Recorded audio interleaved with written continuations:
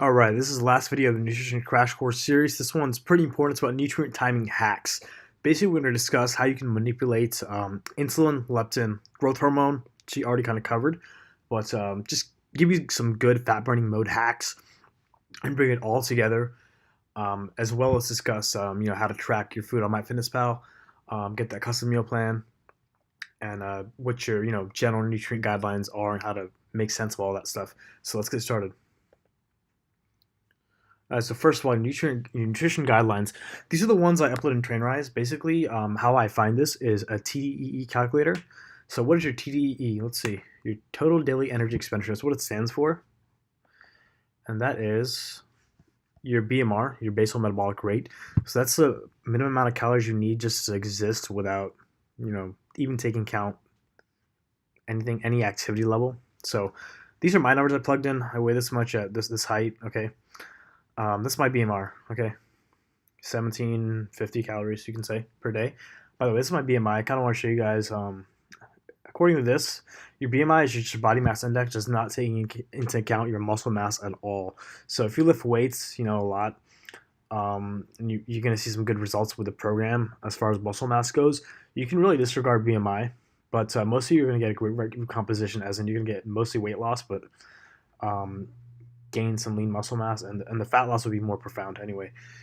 So according to this, I'm overweight. I'm clearly not overweight, however, it's just more muscle mass. So that's a cutoff there for BMI, all D categories, right? So a little fun fact, does not take into account muscle mass at all. For that, we discuss body fat levels, and you can get scans and stuff for that, or use a caliper test, but that's for another video. Anyway, let's get into TDEE, okay? So with this calculator, basically for most of you guys, I give you recommendations based on your current activity level, which most of you would be sedentary. So this was how much you would eat on rest days. For me, it'd be that much, 2,000 calories, roughly 2,100. Basically, if I were doing heavy exercise, which is like 7 days a week, 6 days a week, I should be eating 3,000 to kind of support my body's activity levels and make sure I'm repairing fully. But also, that's your total energy expenditure. That's how much you need to eat to support the exercise. You want to eat above that to gain lean muscle, okay? So if I'm exercising right now, 3 to 5 times a week, and most of you will be on this program, this is kind of the number I pick for you, the moderate exercise one. For me, it's around 2,700. So to gain lean muscle mass, well, let's get into this. We'll kind of discuss it.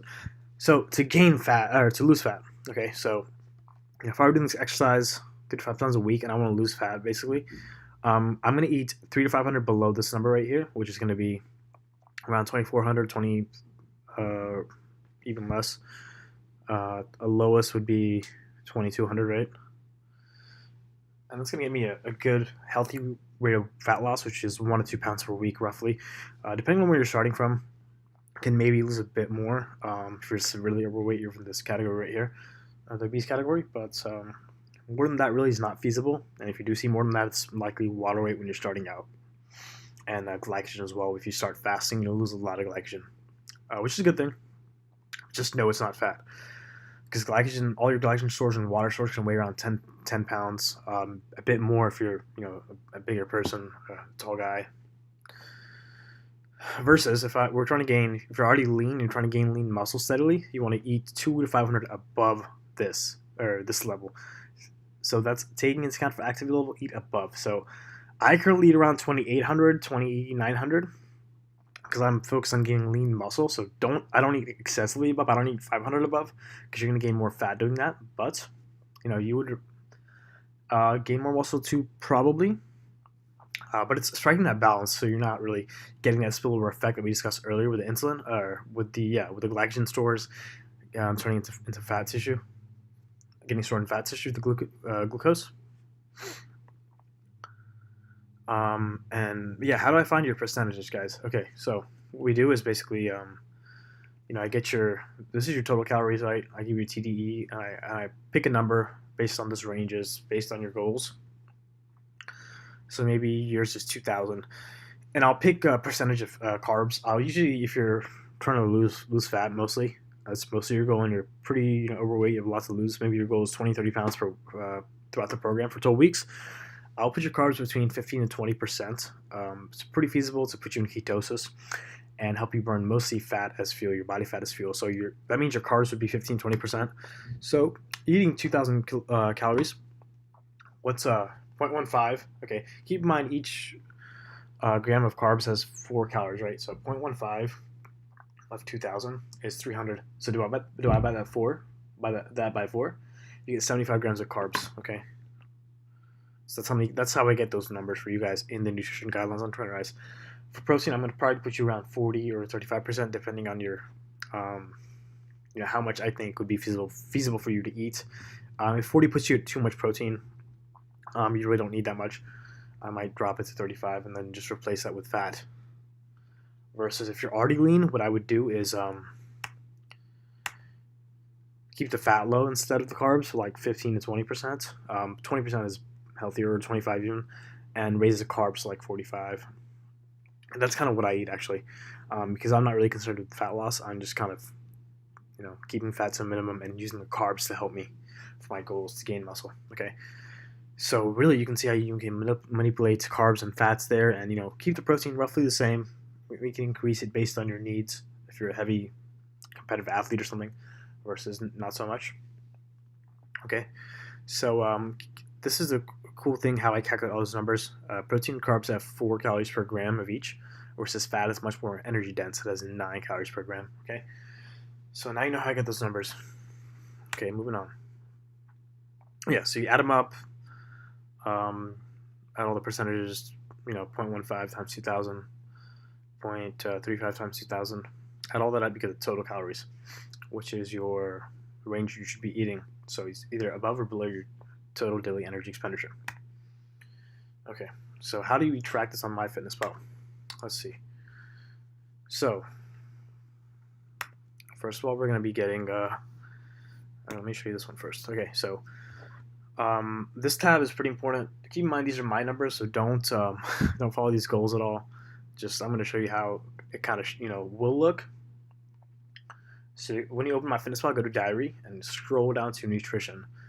This is the nutrients tab. So you're going to see, once you plug in your percentages and your calorie goals that I show you how to do on your guidelines, you're going to be seeing these.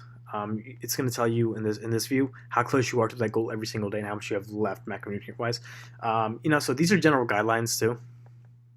And this view of the macros, the next tab over, really shows you, and you can do day view or week view. It kind of shows you in a pie chart form and shows you percentage form too.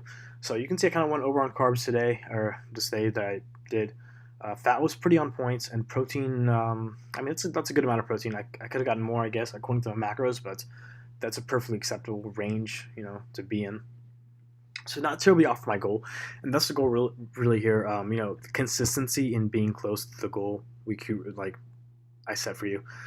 If you're always too far off, you're not going to get the best results necessarily. So just something to focus on.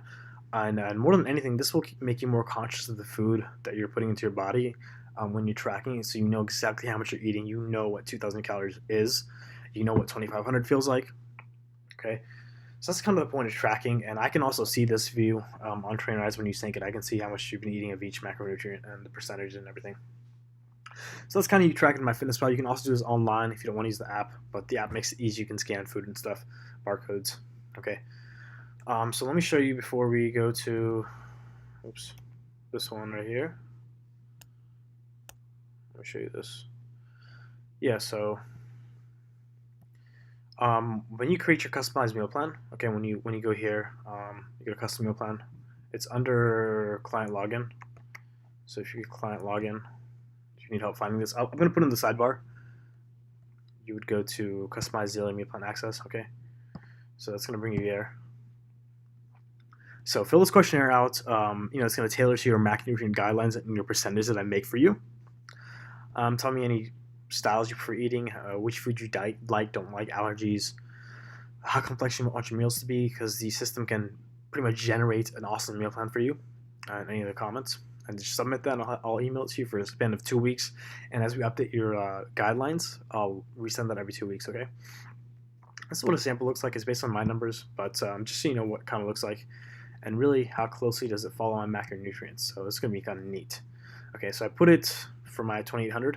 Okay, so it pretty much follows them exactly. that same split that I was showing you guys right here. Follows those pretty well. Okay, so it makes it really easy, takes all the guesswork out. It tells you exactly what to eat, how much of it to eat, and has a, it's not loading here, but anyway, yeah, recipe and grocery list at the end. So definitely make use of this awesome feature to help you guys, take all the guesswork out, so you really don't have to like think, how do I make this food match my macros? Well, now you know you can get all this protein in. Okay, in the protein video, I give you some more supplement advice and cool protein tips, like cottage cheese is really great. Okay, but yeah, moving on from that. Okay, so let's talk about fasted versus non-fasted training. What are the benefits of each, and which one's better for which goal? Okay, so let's say you want to get shredded like this, right? Whether you're a man or a woman, she's pretty shredded for a woman, definitely is, with visible abs. It's a pretty low body fat. It's good. Women generally have a higher body fat than men do, so to get shredded, they need to be at a higher percentage than men would. He's probably at like, honestly, like 8%, maybe 7%, maybe lower. Okay, so in a fasted state, you literally burn your glycogen, your muscle glycogen, because you haven't eaten yet, right? So you don't have glucose in your bloodstream. And since you were fasting overnight period counts as fasting. Your glycogen also is kind of depleted, so you're burning glycogen and body fat for fuel. That's the main benefit of it. It is the best way to stay lean.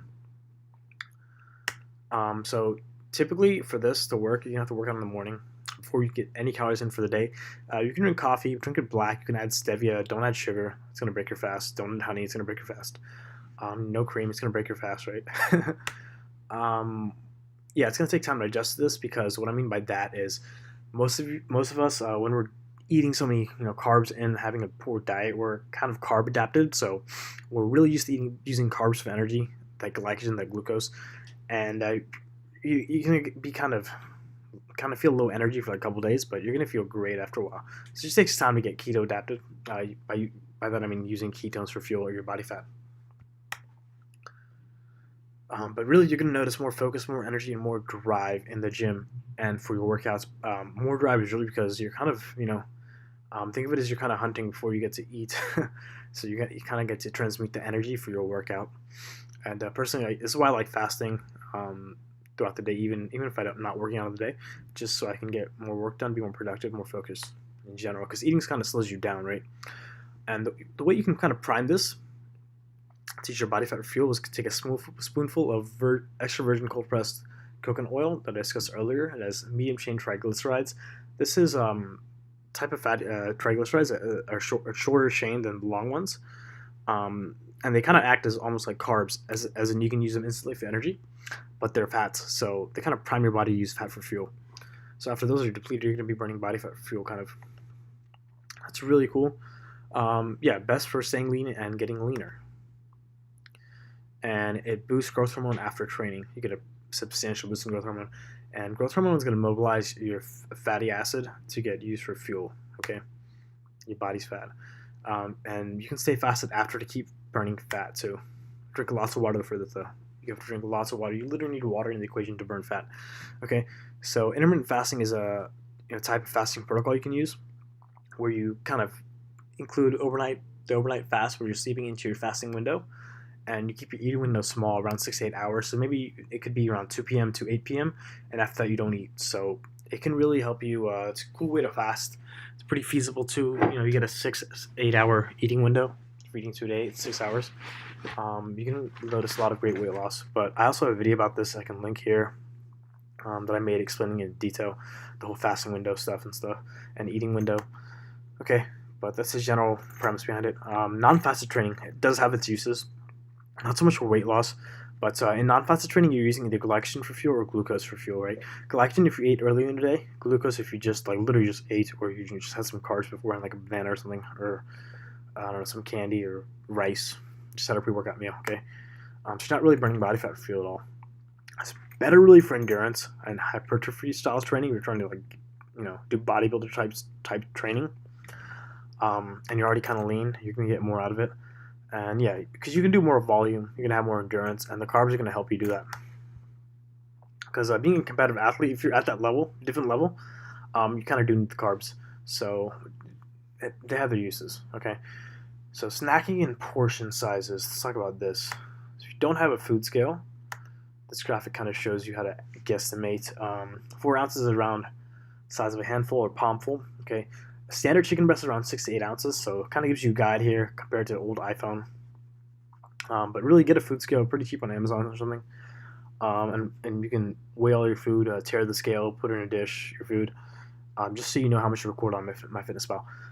Really focus more on hitting your macro goals and calorie goals. It doesn't really matter if you have to snack to do that, because some of you aren't eating enough and some are eating too much. So just make sure you're keeping track of the food and hitting those goals. But in general, snacking is really better for gaining weight, not really so much for weight loss, right? The intermittent fasting protocol, where you're not really snacking, you just have an eating window, is better for weight loss in general. For weight loss, yeah, less meals are better. Eating one huge meal or 2 big meals a day, and not so much in the morning, but later on is better. But really, you should focus on having more fiber in your diet, more fats, more good fats, like we discussed earlier, more protein, because these are all going to keep you, and more veggies because they have fiber, nutrients, among other things. These all keep you fuller for longer, right? It gets into leptin later on too. We're going to discuss. Keep you fuller longer. You don't get hungrier over and over. You don't see dips and spikes in hunger. And less carbs in general, because carbs are digested the fastest. Okay. So doing these things will keep you fuller longer, better for weight loss diets. And maybe if you need to eat more, if you have trouble gaining weight, gaining muscle, because you're not eating enough at all, maybe less fiber, less fat, more carbs, more protein though. Okay. But yeah, get a food scale. It's going to help you. But there's a general rule that I discussed earlier. 6 to 8 ounces for a chicken breast. And tracking, we just discussed that on MyFitnessPal.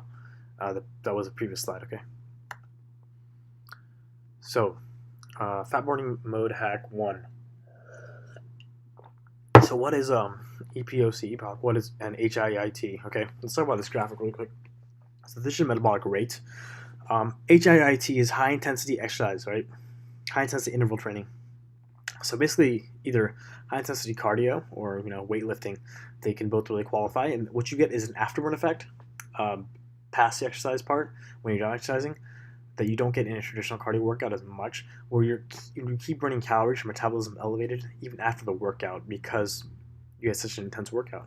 Okay, and the afterburn effect is really the scientific term for it is this thing, and it stands for excess post exercise oxygen consumption, which is known as the afterburn effect. It's kind of an oxygen debt. Your body, it's kind of used so much oxygen up that you kind of have to keep kind of restore it.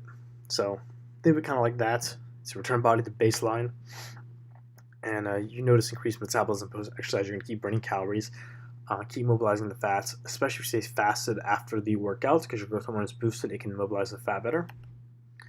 So we do this through HIIT style workouts. And low rest intervals that can apply to either sprints, like cardio stuff, swimming like really fast for like 2 minutes, and like periods of slower. So that's HIIT. And you can do this to weightlifting as well, taking very short rest periods, like no more than 30 seconds, doing supersets, doing compound lifts with supersets, even like squats, like sets of 10, superset with like rows or something, just compound movements. Yeah, intense weight training. This helps improve your VO2 max as well. VO2 max is the amount of oxygen you can store, kind of. So improves your aerobic capacity basically, and you keep burning calories post exercise. So it's pretty cool. Kind of a little hack there. Shows why HIIT is better than. This stands for the opposite of HIIT. It means this: low intensity steady state cardio. So that's kind of just walking for like an hour, at a low intensity state. This is way better than that, right? Because you don't get this EPOC, the afterburn effect with this as much. You really get it with HIIT and intense weight training. Okay. So let's talk about fat burning mode hacks with insulin. Okay, so these two graphics pretty important.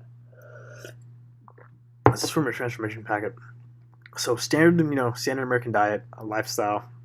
A lot of people eat a lot of carbs. Don't really watch what they eat. You're gonna see the dips and spikes in insulin And so at this level, you spike here, maybe you're big over breakfast or something. It's going to get stored in fat because glycogen is not empty, you didn't exercise yet. Okay, so this shows blood sugar and insulin levels. Okay, blood sugar is the red, insulin is the yellow. Okay, so yeah, insulin has to be released to take care of the blood sugar.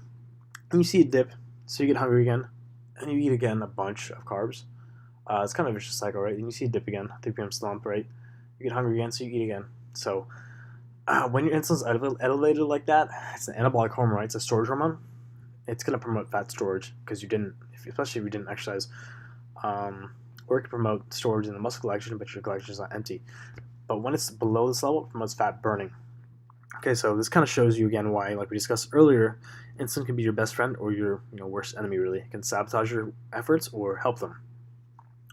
So important to instead kind of eat like this, where you don't see these intense dips and spikes in blood sugar and insulin, but rather kind of stable levels throughout the day. So we're always in this area that promotes fat burning and never really in the fat storage area. Okay, and how do we do this really? By timing carbs properly after our workout, so you don't get really hungry, you don't binge on carbs, and eating for breakfast protein and fats. Those will still release insulin, but not huge amounts that carbs would, right? So you're always in this awesome level where your diet's really supporting your goals and your effort in the gym. You're burning fat, and when you do store the glucose, it's going into your glycogen and supporting your muscle gains. So that's kind of way better than being here, right? That's a little hack with nutrient timing. Like we discussed earlier, time the carbs post-workout for the most part. Before workout, if you're going to eat, if you can't work on the day and do it fasted, if you're trying to lose weight, stick to mostly fats and proteins. It's going to be best for you because you still got to get those in for your macronutrient guidelines. Let's talk about these 3 graphics first. Fat burning hacks for growth hormone and leptin, which we discussed in the past presentation. Just going to go over that again. So leptin, how that leptin cycle works is right here. So we eat. Fat gets stored, in the adipose tissue. Your fat cells are the ones that secrete leptin. And traditionally, your brain's going to sense the leptin and tell you to stop eating and stop feeling hungry because, you're going to stop feeling hungry. So it's kind of related to the hunger signal. But what happens is you get sensitized to leptin, right? So if you have more fat cells, you're going to be producing more leptin. So your brain's going to be seeing more leptin. You're going to get sensitized to it. So if you have more, if you're obese, if you're carrying more body fat, you're already kind of leptin resistant. Because you're resistant to leptin. So you got to release more leptin to get the same effect. So you're not getting that hunger stopping effect until you release a ton of it. So how do we combat leptin resistance, right? By managing insulin. That's the main key point.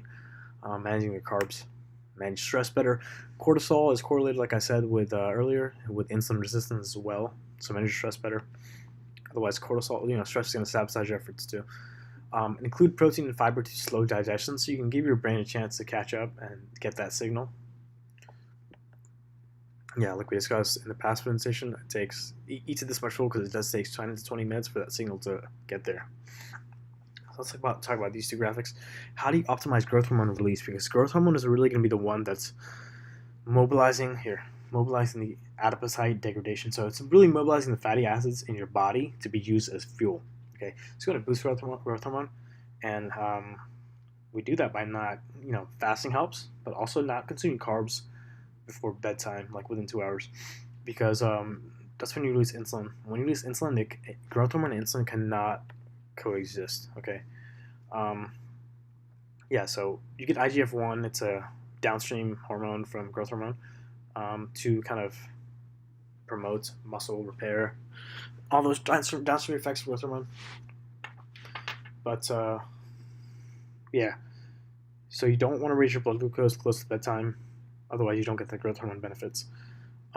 This kind of shows, when you're fasted state, growth hormone's boosted. When you're fed state, insulin's boosted, and not so much growth hormone's suppressed. Okay, these are like the factors that kind of suppress it, getting kind of into the chemistry of the body. So you want to be at the lipolysis state where you're breaking down your body fat for fuel. So it's kind of to wrap everything up. Top 3 supplements to support your fat loss efforts. Okay, So obviously the first one, I discussed this like 3 times now, is organic extra virgin cold pressed coconut oil because it has those medium chain triglycerides. Okay, like I said, they're pretty much ready to use forms of fat. They pretty much act as carbs, kind of, and you can use them for energy literally as soon as you take them. And because they're fat, though, they're priming your body to use fat for fuel. Okay. Also, this has great amounts of other nutrients, bacteria that are good for you. CLA, one of the better ones that actually works. Otherwise, what's going to help you supplement-wise support fat loss is caffeine, so coffee, green tea, and green tea extract too is good, and yohimbine is a good one. Take these before fasted state training to kind of raise your metabolism. They kind of act as thermogenics. And what yohimbine does, yohimbine HCl is the one you want to get. It blocks adipose alpha receptors.